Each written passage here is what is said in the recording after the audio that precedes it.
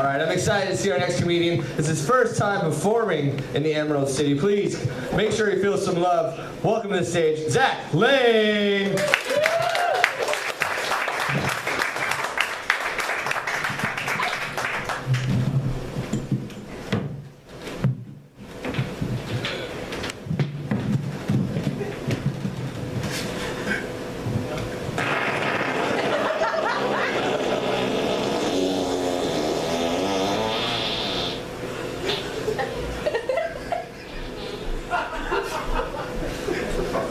So I consider myself to be a writer. Poetry's my current favorite. I love haikus. Is anybody here familiar with what a haiku is? Yep. 575. If you answered that question correctly, give yourself 5 comedy coins this evening. I'm doing what I can to stimulate the economy tonight. If you could do me a favor and make me feel a little bit more at home while I perform some of my haikus for you, hold your applause and snap your fingers instead. I'll feel more like this is a college coffee bar and feel more at home. Thank you very much. Give yourself 2 comedy coins. This first haiku is called X. Evil, cheating snake. I hope they die in fire. I'm keeping their shit. This next one's called Taco Bell. Trapped in bathroom. Digestion has gone awry. More time for haikus. This one's too much in common.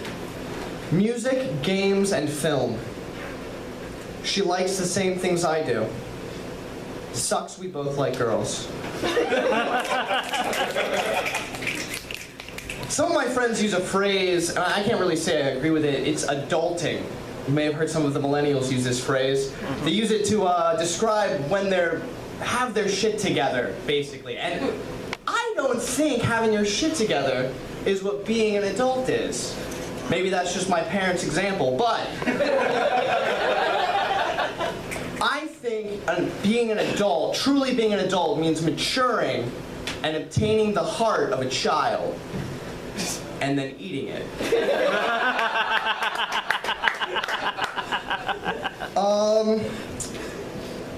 Smoking pot and playing video games. It's one of my favorite things to do, but I recently realized that that's not what life is about. Life is not about smoking pot and playing video games. Life is about finding what you enjoy and getting out there and doing it. And for some of us, that's smoking pot and playing video games.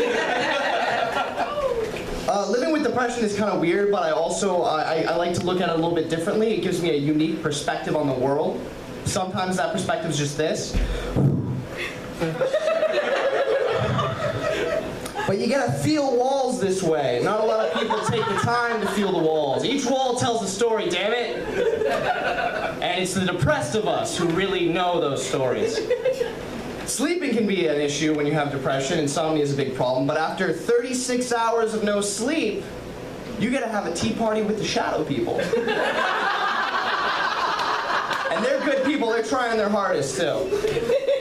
Relationships really suck when you have depression, but the upside to that is if you get out of bed in the morning and you're gonna eat that day, you get both Pop-Tarts in the pack. I did date a girl for a while who was a webcam stripper, and my friends were all really curious. They always asked me, Zach, how do you justify dating a girl that strips for people over the webcam? And I always said to them, it's all in how you look at it. You see, she's not having sex with people for money. She's doing sex for people with money. I do want to talk. A couple of the other comics have touched on this a little bit, but I mean, I'm still reeling. I'm still in shock over everything. I mean, all the predictions. Nobody saw this coming. Nobody thought this would happen. So many people actually told me that if it did happen, it would mean the fucking apocalypse. I mean, I'm so shocked the Cubs won the World Series this year. It absolutely blew me away. 5 more comedy coins. When you do stand-up, they tell you it's really important not to stand directly behind the mic stand, and that goes doubly for me because I just disappear. I realized I was really skinny when I was looking through some of my old notebooks for new material, and I got beat up by one of my stick figures.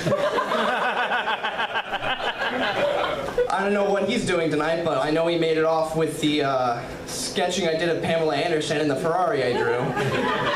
I'm sure he's living it up in one of the clubs, doing a couple lines. Wow. Oh, I'm gonna need 2 showers after this show. One for cleansies and one for crysies. I'm gonna go ahead and finish this off with some impressions for you guys. This first impression is Gilbert Godfrey reading my obituary. The corpse of Zach Lane was discovered this evening on the face of Mount Rainier after a tragic hiking accident took his life. His loved ones will be happy to know he died the way he lived, cold, alone, and alienated from his friends and family.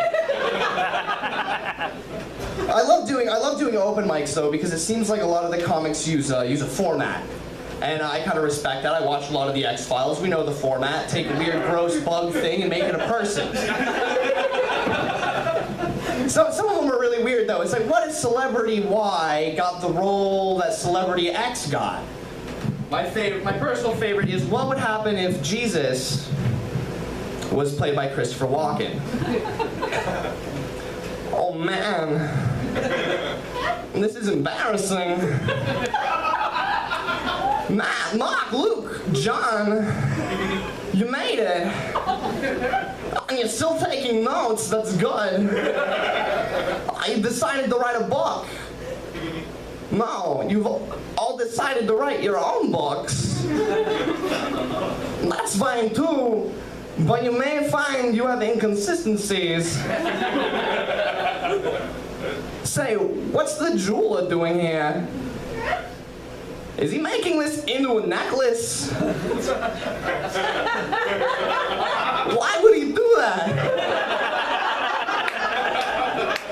Where's Judas?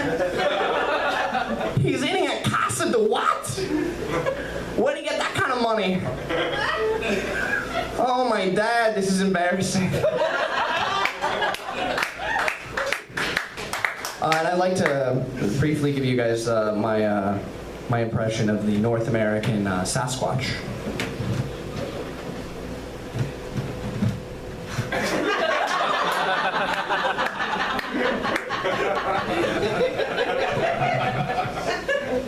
My parents always used to tell me, used to sing me nursery rhymes at night, and after a little while I started to realize that they were all really, really terrifying. Rockabye Baby's about a baby in a basket in a tree, and then the tree breaks and the baby falls. That's not supposed to happen. Ring Around the Rosie's about the plague that wiped out half of Europe. Not a very pleasant thought when you're trying to go to sleep, but by far the most frightening nursery rhyme is The Rats in the Walls. I'm sure you guys are familiar with The Rats in the Walls. No? The rats live in the walls. They screech and scratch and crawl. They learn and laugh and play, and then soon they evolve. They gain telepathy. They plot out your demise.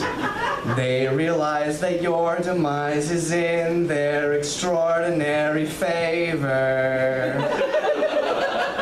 The rats claw out your eyes. The rats crawl in your throat. They dig out your bones and they make a disguise.